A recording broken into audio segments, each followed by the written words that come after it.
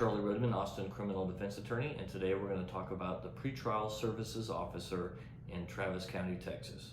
First, pretrial services as an organization initially helps the judge figure out if you qualify for a personal bond. And they do that by calling your references, making sure you are who you say you are, and sort of confirming that information so a judge can make a decision on whether to allow you a personal bond.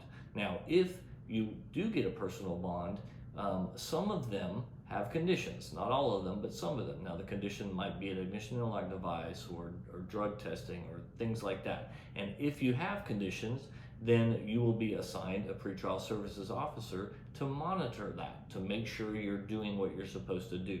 And their name and phone number will be on the bond paperwork you get when you are released from jail. Now, their job entirely is to make sure you comply with these conditions. And it's not probation, okay, but it sort of feels like that because there's this officer that you have to correspond with and who's checking up on you. Now, if you violate a bond condition, the pretrial services officer will inform the judge.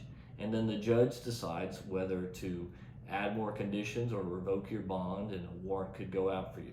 But that is what the pretrial services officer does, is just make sure you're doing what you're supposed to do. Now, my advice is to comply with the rules. Don't assume that something's okay. I mean, you can check with your attorney and make sure what the rules are. All right, I hope that helps.